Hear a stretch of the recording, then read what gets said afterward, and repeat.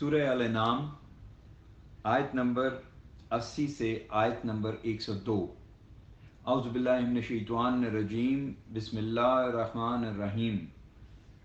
और इसकी कौम ने इससे झगड़ा किया तो इस इब्राहीम ने कहा, क्या तुम मुझसे अल्लाह के बारे में झगड़ा करते हो, हालांकि इसी ने मुझे हिदायत दी है, और मैं इनसे नहीं डरता जिन्हें तुम इसके शरीक ठहराते हो। हाँ, अगर मेरा रब कुछ चाहे तो वो ज़रूर हो सकता है। मेरे रब का इल्म हर चीज़ पर छाया हुआ है। फिर क्या तुम नसीहत हासिल नहीं करते?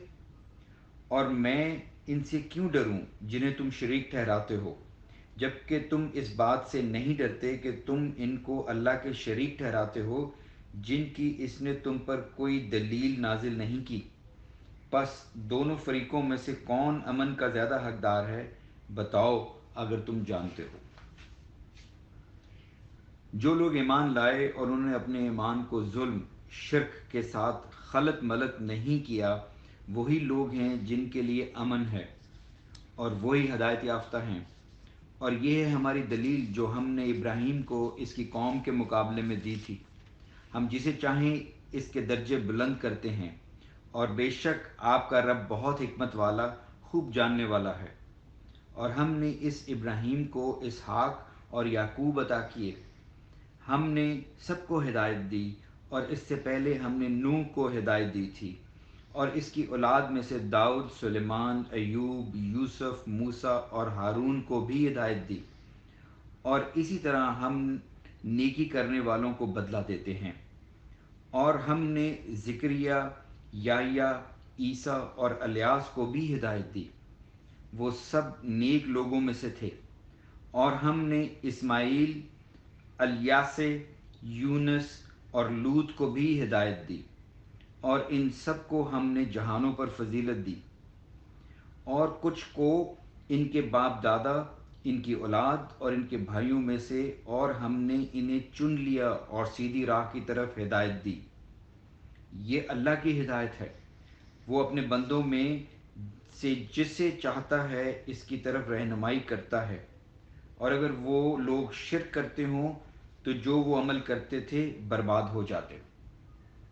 ये वो लोग हैं जिन्हें हमने किताब, हिकमत और नबूवत दी थी। अब अगर ये लोग इस हिदायत को मानने से इनकार करते हैं तो बेशक हमने इसके लिए ऐसी कौम तैयार की है कि वो इनका इनकार करने वाली नहीं। ये लोग हैं जिन्हें अल्लाह ने हिदायत दी, लिहाजा ए नबी आप भी इनके तरीके की पैरवी करें। कह दीजिए, मैं इस पर तुमसे कोई अजर नहीं मांगता, ये तो तमाम दुनिया वालों के लिए नसीहत है। और उन्होंने अल्लाह की कदर नहीं की जिस तरह इसकी कदर करने का हक है। जिस वक़्त उन्होंने कहा, अल्लाह ने किसी बशर पर कोई चीज़ नाजिल नहीं की, कह दीजिए, फिर वो किताब किसने नाजिल की थी जिसे मूसा लाए थे, जो तमाम इंसानों के लिए रोशनी और हिदायत थी, जिसे तुम मुतफर्रिक औराक में नकल करते हो। इसमें से कुछ तुम जाहिर करते हो और बहुत कुछ छुपा लेते हो। और इस किताब के ज़रिए से तुम्हें वो इल्म दिया गया था जो ना तुम्हें हासिल था और ना तुम्हारे बाप दादा को। कह दीजिए, वो अल्लाह ने नाजिल की थी, फिर इन्हें इनके हाल पर छोड़ दीजिए, वो अपनी नुक्ताचीनियों में खेलते रहें। और ये किताब कुरान मजीद, हमने इसे नाजिल किया है, ये बरकत वाली, तस्दीक करने वाली है इस किताब की जो इससे पहले आई थी, ताकि आप उम्मुल कुरा, मक्का और इसके आसपास वालों को डराएं। और जो लोग आखिरत पर ईमान रखते हैं वो इस कुरान पर भी ईमान रखते हैं, और वो अपनी नमाज की हिफाजत करते हैं। और इससे ज़्यादा जालिम कौन है जो अल्लाह पर झूठ गढ़े या कहे कि मुझ पर वही नाजिल की गई है, हालांकि इस पर कोई वही नाजिल नहीं की गई। और जिसने कहा कि मैं भी ऐसी चीज़ नाजिल कर सकता हूँ जैसी अल्लाह ने नाजिल की है, काश आप जालिमों को देखें जब वो मौत की सख्तियों में गिरफ्तार होते हैं। और फरिश्ते ये कहते हुए अपने हाथ फैलाए हुए होते हैं कि निकालो अपनी जानें, आज तुम्हें ज़िल्लत का अज़ाब दिया जाएगा, क्योंकि तुम अल्लाह पर नाहक बातें घड़ते اور اس کی آیتوں سے تکبر کرتے تھے، اور یقیناً تم ہمارے پاس اکیلے آئے ہو، جس طرح کہ ہم نے تمہیں پہلی بار پیدا کیا، اور ہم نے تمہیں جو کچھ عطا کیا تھا وہ تم اپنے پیچھے چھوڑ آئے ہو، اور ہم تمہارے ساتھ تمہارے وہ سفارشی نہیں دیکھ رہے جن کی بابت تمہارا دعویٰ تھا کہ بے شک وہ تمہاری بندگی میں اللہ کے شریک ہیں۔ ان سے تمہارا تعلق یقیناً ٹوٹ گیا ہے، اور وہ تم سے کھو گئے ہیں جنہیں تم اپنے معبود سمجھتے تھے۔ بے شک اللہ ہی دانے اور گٹھلی کو پھاڑنے والا ہے، وہ زندہ کو مردہ سے اور مردہ کو زندہ سے نکالتا ہے، یہ ہے اللہ۔ چنانچہ تم کہاں بہکائے جاتے ہو؟ وہ صبح کی سپیدی نکالتا ہے، اور اس نے رات کو سکون کا باعث بنایا، اور سورج اور چاند کو وقت کے حساب کا ذریعہ بنایا۔ یہ سب بہت زبردست خوب علم والے کا اندازہ ہے۔ اور وہی ہے جس نے تمہارے لیے ستارے بنائے تاکہ تم ان کے ذریعے سے خشکی اور تری کے اندھیروں میں راہ پاؤ۔